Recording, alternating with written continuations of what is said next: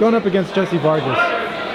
And touch on that, you know, can they come back with the same intensity that you're saying they can when someone retires and then they come back? Because usually people say once it's in the mind, retirement, that they're done as a fighter. Well, it depends. It depends. There's fighters that they have their mentality that it's over. Yeah. You know, but they take some time off and okay, it's over, but they want to give it another shot. And whatever happens that night, in that next shot, you know, it gives you your future. Either you're gonna stop or you're gonna keep going. For example, Manny Pacquiao is going to go against Jessie Vargas. Yeah. If he gets in that ring and if he feels that he can dominate Jessie Vargas and he wins, and he comes out with an impressive win, that will elevate his confidence. You know what? I'm still in. I can come back. But if Jessie Vargas comes in and gives him a tough fight, and he'll be like, he'll hold back and say, wow, you know what? I don't have it anymore. You know, age is kicking at me. So it just depends on the outcome of his next fight. The outcome of the fight and how he ends up after the fight, I think that's what's going to happen in the future. But I think Manny Pacquiao will be successful, will be victorious against Jessie Vargas. Even though Jessie Vargas is a great fighter, he's got the heart. You saw it against Saddam Ali. You know, you saw him against Bradley. He's gonna put up a fight. But I just think that Manny Pacquiao is a little fast on his hands for Jessie Vargas, and he's gonna beat him. And after that, I think there's something bigger for Manny Pacquiao before he retires. I'm just thinking that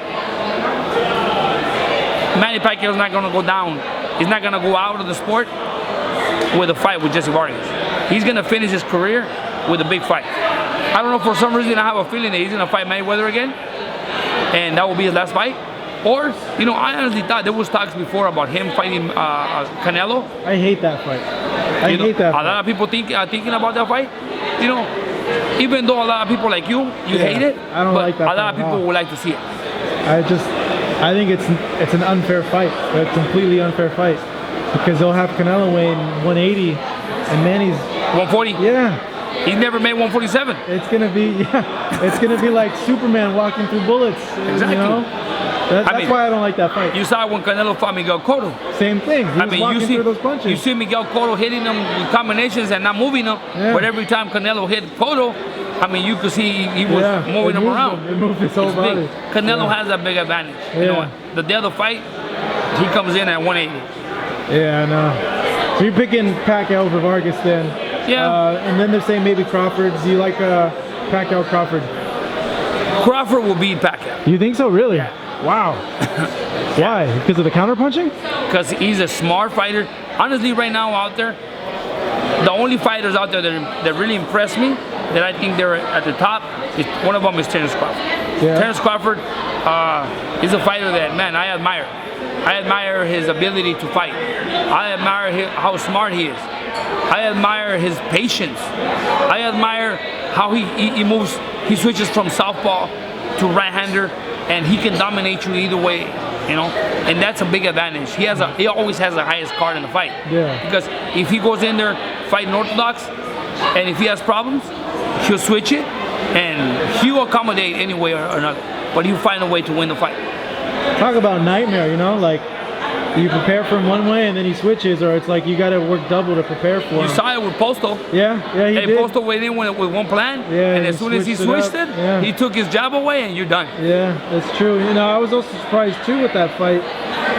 Even though Posto was the bigger guy, it seemed Terence's punches were moving Posto. Exactly. And to me, I was just like, oh wow, you know, that's really weird because Terence Crawford, the bigger guy. Terence Crawford deserves more credit than what he's got right now. More. Because honestly, he's a nightmare for any fighter right now in the division, for anybody. You were there when they sparred. Did he? I had him in camp twice. Yeah. For Tim Bradley. Great. I mean, I was amazed. I even spoke to Bradley. I said, you know what? This kid's a real deal. This kid's when he only had like, I don't remember, like 6 fights or 10 fights, he was in my camp. He was there for a month and a half at one point, and then he came in another time for another month. He was training with us, very quiet guy. very quiet guy, and plus I like him because he's a Green Bay Packer fan. You know, he's a good guy, man. But when it comes down to boxing, I mean, he's very smart boxer. He can pressure you, he can box you, he can counterpunch you. I mean, he's a great fighter all around.